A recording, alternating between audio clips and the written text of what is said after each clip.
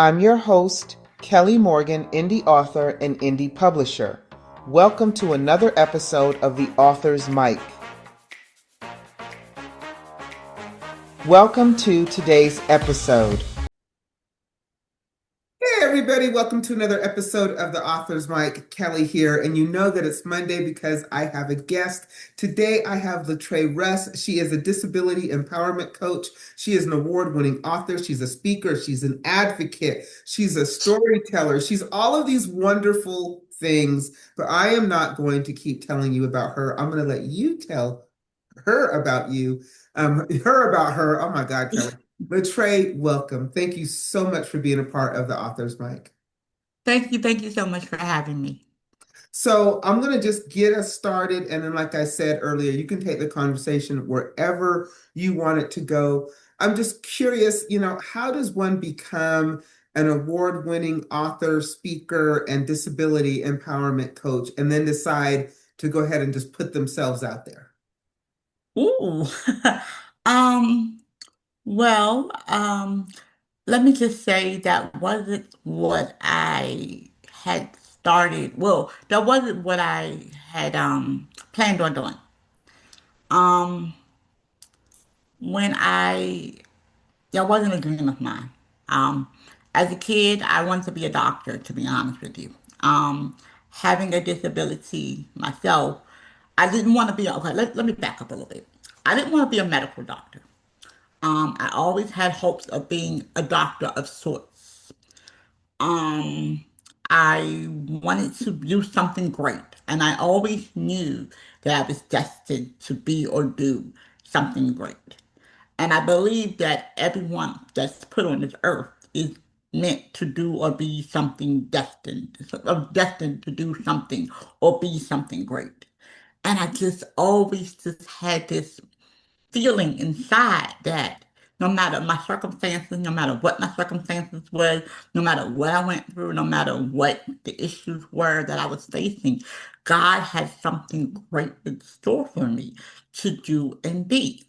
Didn't know what it was, didn't know what direction he was going to take me in or any of that. But I always held on to that feeling that he had something great for me to do. Didn't know what it was. So, let me give you a little backstory.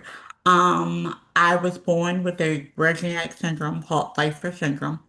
It affects about maybe I would say 1 out of 10 children. It's a genetic syndrome where the bones in your body don't quite fuse as they should. In my case, the bones in my skull didn't quite fuse the way that they should. So when I was born, I had areas in my skull that didn't have any bone, or there were no bones where there should have been bones. And my skull was practically crushing my brain. I've had over 32 to 42 operations. I had my first operation when I was 2 months old. Okay, so we have that situation. Then on top of that, I have had parents. My parents were addicted to drugs. My mom was addicted to crack. My dad was addicted to alcohol, which had, let me just say this, which had no bearing on my disability. My disability is a separate entity from my parents' drug and alcohol use. A lot of people ask me, did my parents' drug and alcohol use have an impact or an effect on my disability? It did not. Those were two separate entities. But they both were kind of correlated because they both were going on at the same time. So despite all of that I had going on, I still knew and I still had this feeling that God had placed something inside of me to do and be something great. So, growing up was kind of difficult because I had the disability and I was getting picked on and teased because, of the shape of my head. I didn't quite look like everyone else. And I would go to school and I would get picked on, I would get teased, and I would get bullied, and so on and so forth because I didn't look like everybody else. But then I would come home to um, situations at home that were not the most easiest, if you will, to deal with. Lack of money, lack of resources, things of that nature. So I was kind of dealing with a lot at a very young age. Um, so that again, with all of that going on, still knowing that despite all of this going on, God still got something great for me to do at a young age. I don't know what it is. I don't know how I'm going to do it and how I'm going to make it happen, but he still got something great for me to do. So, um, I was in the third grade and I had an assignment to do in the third grade where I had to take my spelling words and I had to make a poem, either a poem or a story out of my spelling words. And that is how my teachers found out I could write.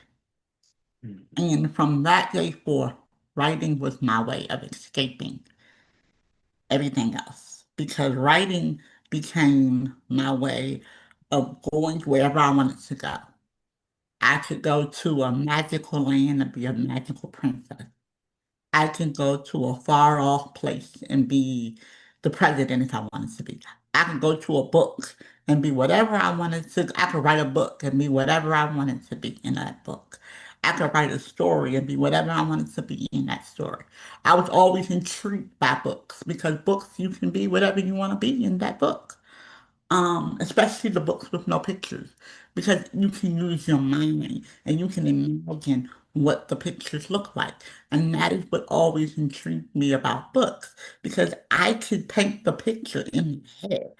And that's why I love to write, because I can imagine, I can create what the characters look like in my head. So with that being said, that is when my teacher realized that I could write. And from that day forth, I was writing short stories, I was writing poetry, I was writing all over the place. Um, I won essay contests, I won short story contests in the third or fourth grade. Now, if you ever told me that I would be a five, six-time award-winning published author, I would have never believed you because that was not something that was on my radar. That was just my way of escaping my home life. It was my way of escaping, all of the surgeries and stuff that I was dealing with my disability. It was just a way of escaping my life. But God took and used that escape to help other people or to help, yeah, help other people. So, and I remember it's crazy because I remember I was in the hospital. I think I was about 9 years old.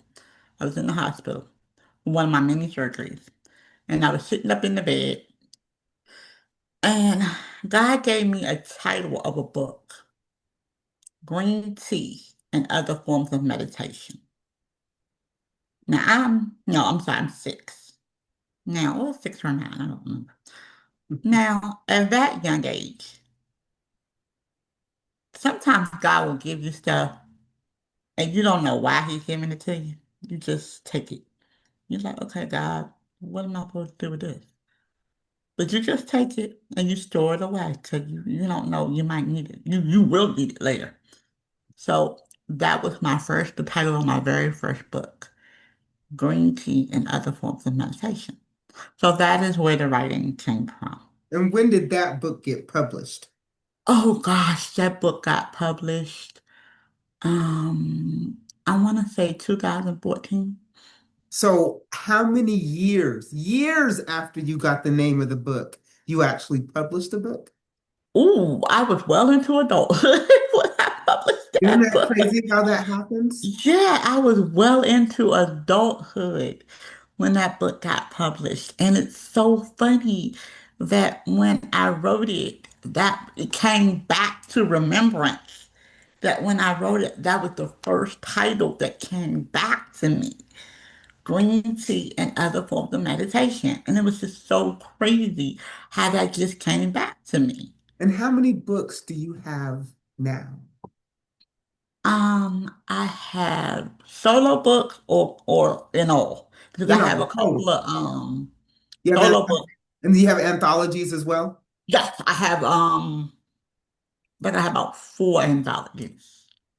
So I have about four anthologies, and then I have three workbooks, and then I have um green tea. That's then I have so altogether I have about eight or nine.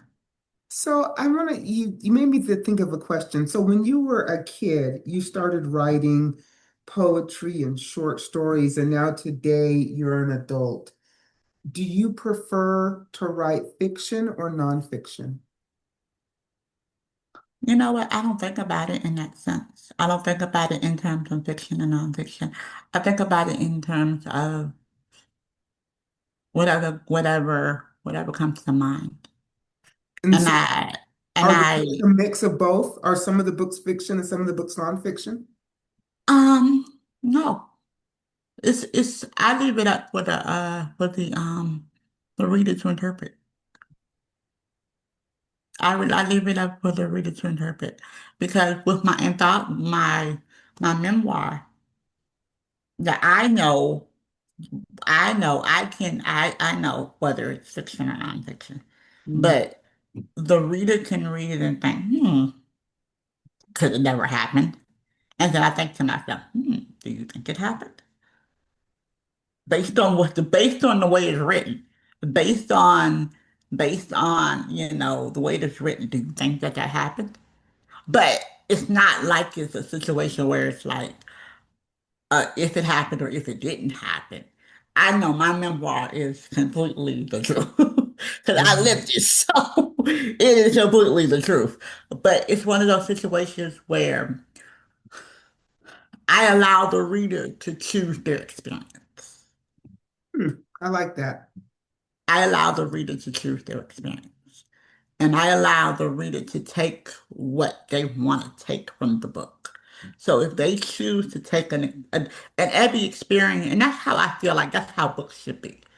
Books should be a individual experience. You should be allowed to take what you want from the book. If your experience is not the same as somebody else's experience, that's okay because you read it. And what you got from it may not be the same as what somebody else got from it. But that's okay. That's okay. Because that was your experience, because you read the book based on your vantage point, based on your experiences, based on the things that you've gone through in your life. That person read the book from their vantage point based on what they've gone through in their life. So the experiences are not going to be the same. So Yeah, I allow every person to take from the book their own personal experience. So therefore, I'm not going to say I don't believe in fiction and nonfiction because I understand books have to be categorized, but I prefer them to take their own experience from the book. I get it. I get it. And if people wanted to learn more about you, follow you, do you have a website, social media? Yes, I do. I'm on all social media platforms as Coach Latrea. I have a website, www.coachlatrea.net, where you can find all of my books, including anthologies, workbooks. I have products, I have t-shirts, all of my everything is there. You can join my mailing list, everything is there. Where you can find out where I'll be speaking. As a matter of fact, I will be speaking next month in in Atlanta at the Speak My Stories event. Um, and I wish I had the flyer in front of me, but I don't. It's on my Facebook page. If you're on Facebook, just go to my Facebook page, and it's tagged at the top of my page, and it's called the Speak My Story event, and it's in Atlanta, the 6th of June. I'll be speaking, and you can hear my full story. That is so great. Let me give my laundry list of things before I let you go. So, y'all, as you know, if you want to be a guest on the author's mic, it's really easy. You just go to the website, go to the Be a Guest tab, fill out the information, you're a guest. If you are wanting to support me as an author, I have two books out there. Wait for it, and You Sound White. You can get them from me, or you can get them wherever good books are sold. Completely up to you. If you are thinking that you'd like to join a book club, guess what? We have one. It's called the IRS, the Indie Reader Society. Would love to have you join us as a reader because all we do is support independent authors. You can also pitch us as an author. Go to the website and find out all about it. And then lastly, if you are looking for that visibility, I launched my curated introduction service, Trust Bridge. I have a partner network of book clubs, bookstores, and podcasts that all want to meet you. I do all the heavy lifting and I create that media kit for you as well. Go to the website, go to TrustBridge Author Services and learn all about it. So, Latrea, I know that when I was reading about you, that you are an empowerment coach and that you're a disability empowerment coach, that you're a coach, you're a speaker, you're an author. You're all of these things. But you said to me in the beginning, you didn't turn out this way. That's not what you had intended to do, right? That's not where you were going with this. So how what would you tell somebody who is maybe at the beginning of their journey? Because somewhere you always said that you knew that there was something that you were meant to do that was great, right? You knew that inside of you. But some Mhm. people I think don't recognize that. So what is your advice to maybe help somebody recognize they too are meant to do something great? Because some of us, I think, need others to let us know that that's what we're supposed to do. Sometimes we're blind to our own gifts and our own power. Um, I would say, I would say, listen to that voice. There's a still voice inside of us, and we all have it. And it's a still, quiet voice. And sometimes it's so still and so quiet. We don't hear it because we're so busy listening to the noise and the nonsense of what everybody else is trying to push us to do. And sometimes we have others that are trying to push their agenda on us. Mhm. So what we have to do is we have to silence the noise around us and listen to that still quiet voice inside of us because that voice will tell us. And that's the voice of God. And He's going to tell you He's not going to tell you what it is. He's going to push you to what in the direction that He wants you to go. He's not going to show it to you all at once, but He's going to push you and He's going to prompt you in areas. And sometimes, I'm going to be real with you, sometimes it's not going to always make sense. Because trust me, along this journey, there's a lot of roads I've traveled that have not made sense. And I'm like, okay, God, are you sure? But you have to be willing to travel the roads that you're not sure about. Travel the roads that don't make sense. Travel the roads that you're not that seem a little windy and curvy. And most importantly, you have to be willing to silence the noise. Silence the noise around you that are the naysayers. Silence the noise around you that are telling you that you don't have, what you don't have, what you're not. Silence the noise around you that's telling you what you're not. Silence the noise around you that's telling you what you won't be, or what you can't be, or what you won't do, or where you can't go. Because there's so much of that.